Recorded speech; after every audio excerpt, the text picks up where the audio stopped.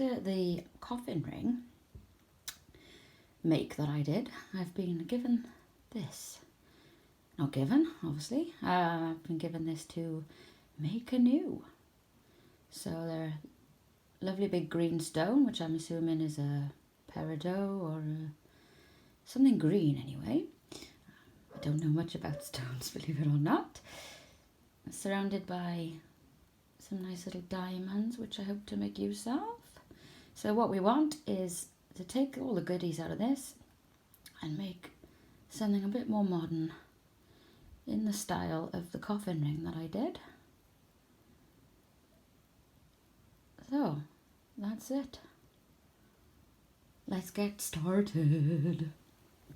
So I'm going to start by taking my pliers and I'm going to grab the claw prongs down there and start bending them away from the stone. What we don't want to do is damage that beautiful green stone. So I probably could do with something a bit more grippy. Let's see what I got in my box of pliers. I might do it. Right, let's try these bad boys. Oh, they're not very grippy either. Not off to a good start. Okay.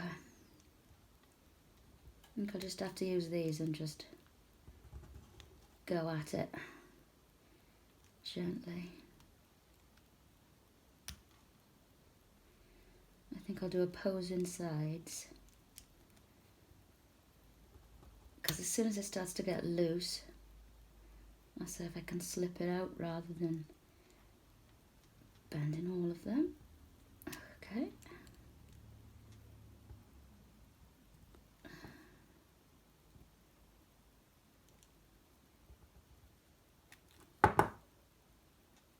Yeah.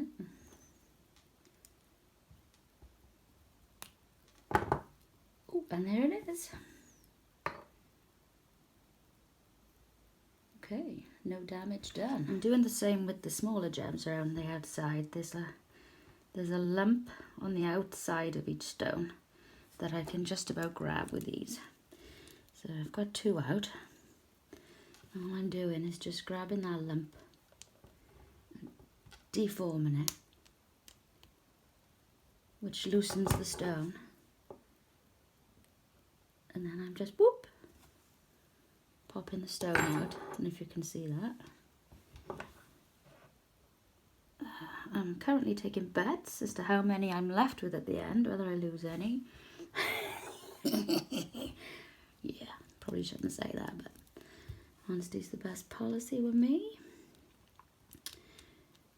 I'm going to try my level best, obviously. Whoops. Yeah, that does seem to be a good strategy.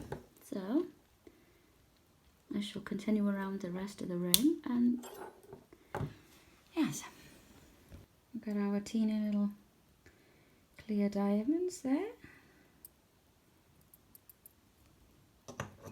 Ta-da! So what we're going to do is the plastic pot of joy. This is the pot that I used last time, so it's kind of got a bit of sentimentality going on. Right, providing I don't go launching that across the room now, stones are safe. Okay, so my next plan, I've got some of these nice big jump rings that I bought accidentally and I've never really had a use for them. And I'm wondering, save me buying a thicker silver wire again, like I did last time, I can alter this to act as a seat. It's about the right size, just the wrong shape. So the plan is to solder this jump ring closed and then squeeze it with the pliers and make it oval shaped and see what that looks like. That's the plan anyway. So first of all, we want to make sure, where's my eyes? My eyes? zoom in. We're going to make sure that the ring is sealed with a minimum of gappage. It's fairly flush. And so we can always file it afterwards. So I use my trusty liquid silver. It's not what it's called at all, I'm lying to you. Silver paste, solder paste. Right, I'm going to stick it over the join, like so. And my trusty blowtorch. Heat the ring and get the silver solder to flow around and into the gap.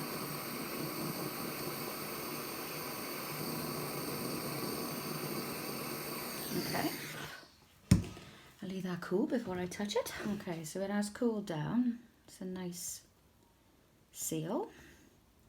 What I'm going to do is just go around the edge,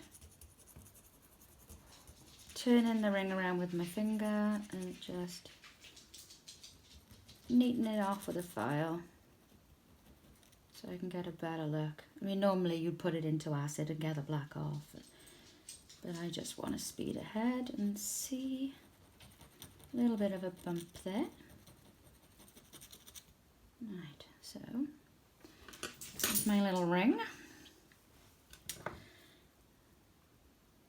And I'm going to, this will be really lucky, jammy donuts if this works.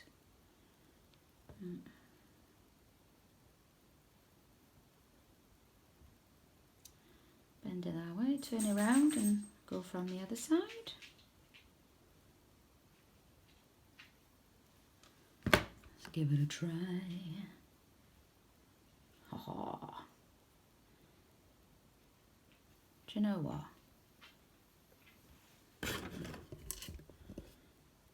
I think we might be on to a winner. Okay, so what I've done is I've just gone and done exactly the same thing again because I want to solder these directly onto the ring, and the stone,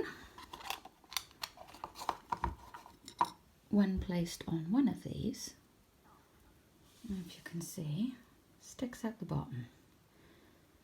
So what we want to do, what I want to do, is do it so it's got two to sit in.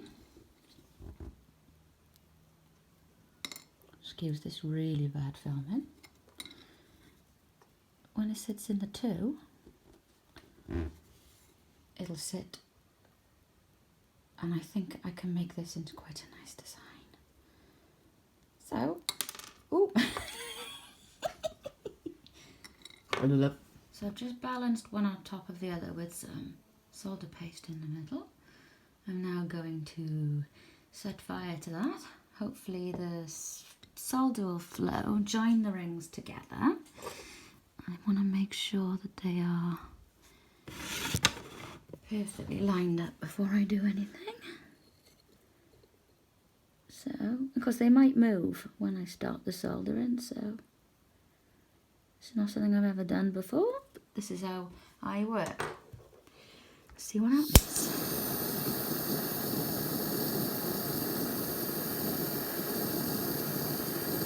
It's gently warm. Okay. They don't look like they've moved. We shall see. I need to go and get my pickle solution. So, as you can see, I think that's going to make a rather nice seat for that stone. And then what I'll do is I'll get some silver wire and at 4 points attach some upright silver wire, which will then claw over that stone, because my client rather liked the claws the way they came over the coffin ring that I did. So I'm going to do something along those lines with this. But yeah, for now, I think that works. Job done, peeps. So I got a little bit carried away and I didn't film the last bit, but essentially what I did is what I described I was going to do. So I've taken some 1.3mm 16 gauge sterling silver wire, cut it into 4 little lengths, rested it up against the stone holder loop thing that I made, for want of a better phrase, and soldered them on. So what I shall do now is file these into points and give the whole thing a damn good clean. Yeah, I think it's really starting to come together. These, I've made these before. So they're the side pieces for my ring, which I have made out of metal clay. So silver clay, this is the brand I use, Prometheus, the 950. So it's actually more pure than sterling silver, which is only 925.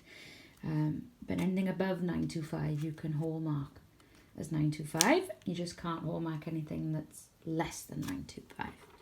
So that's that. These are pure clay at the moment and quite fragile. They're dry. So these are now going to go on my plate of goodies, and I've got them on some vermiculite to support them so they don't go out of shape on a flat, hard surface.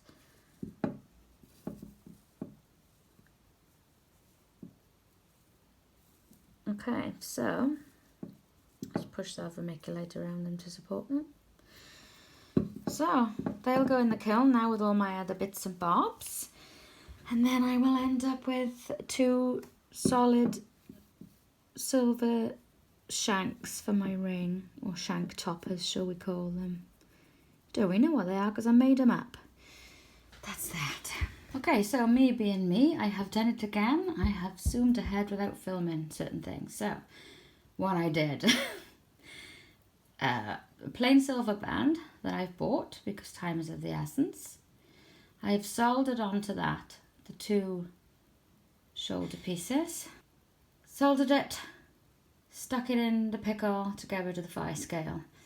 Then I've re-blackened the silver chemically so that when I polish it back up now, the black will be left in the background, and that gives it contrast. It's just my style of doing things. Some people like things to be bright and silver and shiny when they're brand new, whereas I like things to have the contrast, which only comes with age, really. See, it's nice and pretty, isn't it? So what I'm going to do now is I'm going to use my drill. I say it's a drill, it's whatever you want it to be. On this particular occasion it is a buffing wheel, and I go through my my different grits. So I have got a photo somewhere of what these are, and I shall maybe put them up on the screen when I've finished. Maybe I'll do a little slow second there to give me a space to put the text on afterwards. Yeah, so go down the grits. You never want to miss a grit because then you won't get a nice shiny surface. Okay, so I've already gone from the green one to the brown one and then the purpley coloured one. So now I'm doing my light green, which is basically my last one before I then go to my polishing compound for my final polish. So I'm going to do my polishing now. Again, sorry I didn't film the previous bits, but I do generally tend to get excited and ahead of myself. Nothing wrong with that. Okay, so I've just done, see if I can give you an idea of the shine. Just done my polishing. Just starting to look a lot better. You'll see some fine scuffing because I'm yet to do my final polish. But all the nasty stuff has gone. That's the main point of this. So the next thing now will be to drill into these areas and place some of the little white diamonds from the ring. And then finally we'll be adding, please excuse my Jack Russell because she's an arse. Let me go and kick her butt. Not really. So I've just put my first stone in the ring. You see a glint in there. So what I do is I drill the hole and I put the stone in. So imagine that stone there now is resting in the hole. We zoom in a bit. And then what you do when it's in the vise is you just slowly rub around the silver.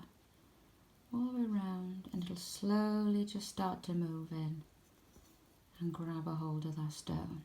And then once it's in, you'll have like marks in this silver because it'll get scratched up. And then we do something called burnishing, and what that is we're rubbing this, it's a very flat stainless steel surface, and it'll shine the silver and push out any minor imperfections. So what we do is we just rub over the silver, I'm not doing it now specifically hard, particularly hard. Not doing it particularly hard now, I'm just doing this to show you. And what happens is that silver then becomes more shiny. So that's our first stone in. Shiny, shiny. Onwards. Okay, so I've just been having some fun. As you can see, I've had to cut a channel in the ring itself behind the stone, because I thought, oh, I'll just rest the stone in there and have a little look. And it wouldn't sit in there because the ring part was, there wasn't enough space here raising it up. Even though I did two of these jump rings, it wasn't high enough. So I thought, well, I'm not taking it apart again, so I'll cut a groove in the ring there so you can probably see. I'll polish that up. I just want to make sure. There you go. And now that will sit in there. And so, here is the finished article. And I'm really sorry I didn't film the finishing bits, but I hope this will still be worth watching. Ta-da! There you go. I think that's really pretty. I'm very proud of that.